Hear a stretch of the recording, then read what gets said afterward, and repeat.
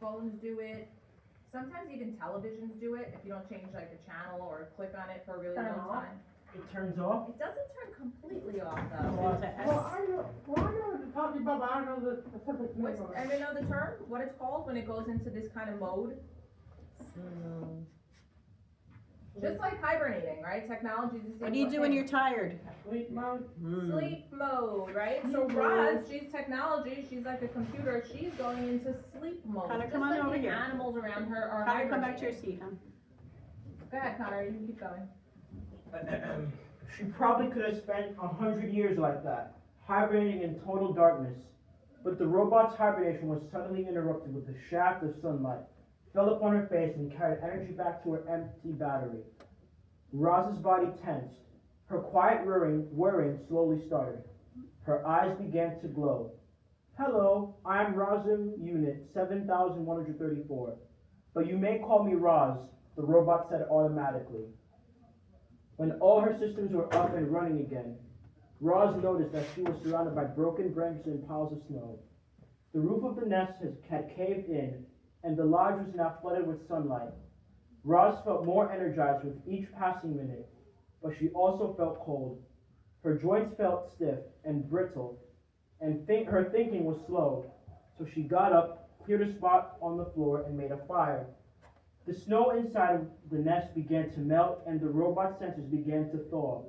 And when she was ready, she climbed out through the hole in the roof and into a bright foreign landscape. Here she is, climbing out.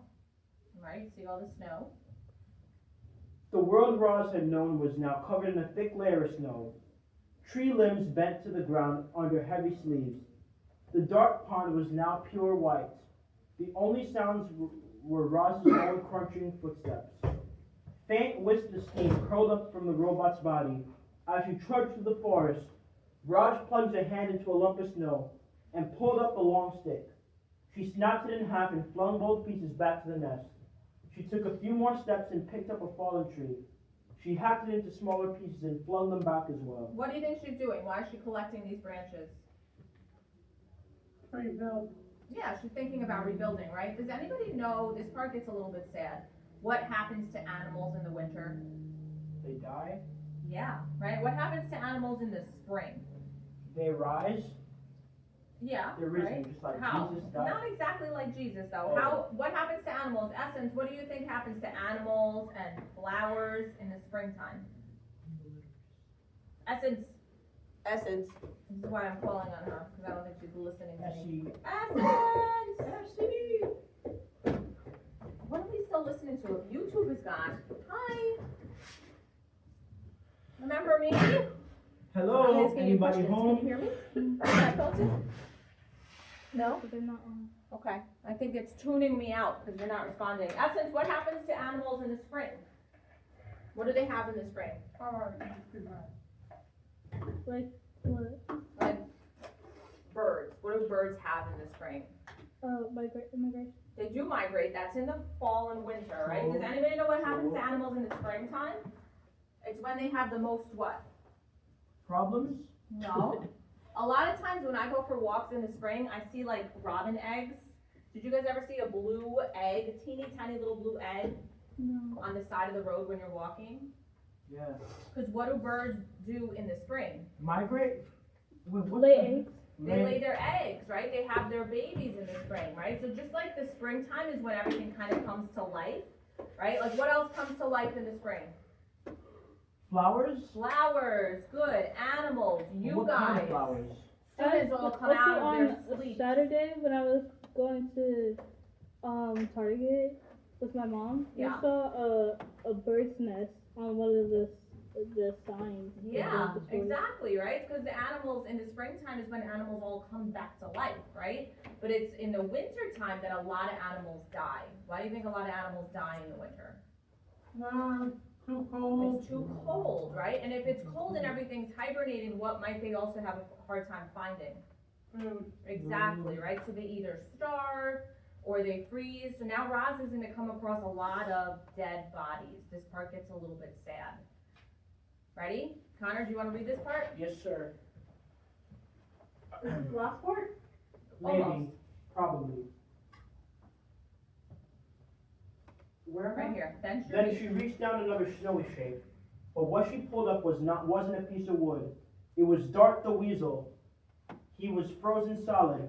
Roz stared at his stiff body for a moment, and decided it was best to leave the poor thing where he was. As the robot continued gathering wood, she found more victims of the cold. A frozen mouse, a frozen bird, a frozen deer. Had all the island animals frozen to death? Had all the island animals frozen to death? No, not all. There were a few fresh tracks in the snow. As we know, the wilderness is filled with beauty, but it's also filled with ugliness, and that winter was ugly. A devastating cold front has swept down from the north and brought dangerous temperatures and huge amounts of snow. The animals had prepared for the winter, but nothing could have prepared for the weaker ones for those long nights. When the temperature plummeted and the wind whipped over the island, Roz returned to the nest, where the fire had melted the interior snow to a muddy soup. She took a minute to warm her body by the flames, and then she began the repairs. She patched up the hole in the dome with the lattice work of branches before adding a layer of mud and leaves, and soon the repairs were complete. But another snowfall might cave in the nest all over again, so Roz decided to keep a fire going day and night to prevent snow from building up on the roof.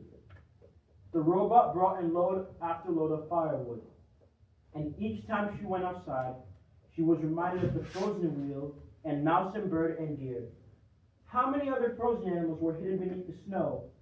Before going in for the night, she called out to whoever was listening, "Animals of the island, you do not have to freeze. Join me in my lodge where it is safe and warm." All right, so somebody said that they bet Roz is going to be lonely in the wintertime.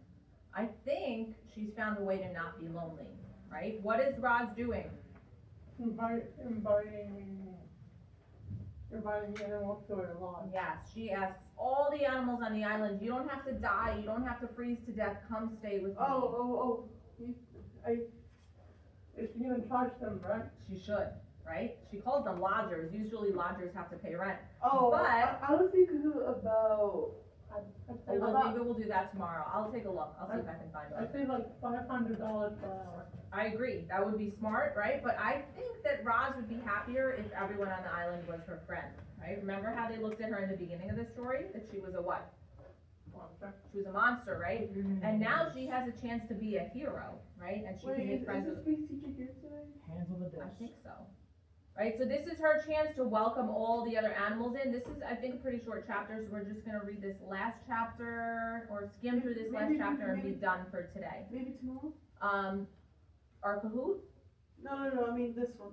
No, I think we can do it really, really quickly now, the lodgers. Please, Really quick, Excellent. we're gonna skip through it.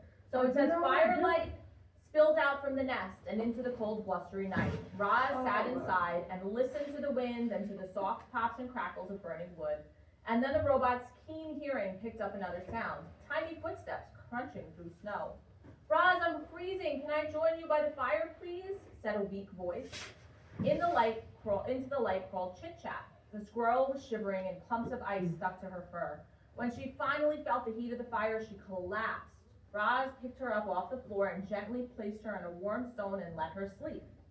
An hour later, there were more footsteps, and a family of hares shuffled into the nest. They huddled together, and in a corner without saying a word, Pigtail the opossum was next to arrive.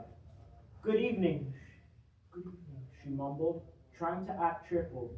"It certainly has been chilly." Swooper the owl hobbled in, followed by some chickadees and a magpie.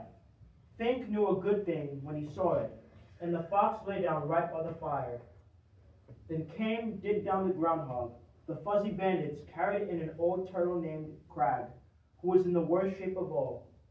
Creatures who should have been hibernating deep underground had been roused by that vicious weather. Only the healthiest animals with the warmest homes were safe.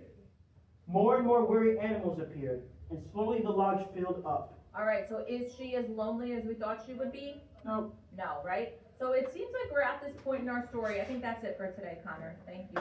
Right, we're at this point in the story where everything seems like it's pretty good. Reading, right?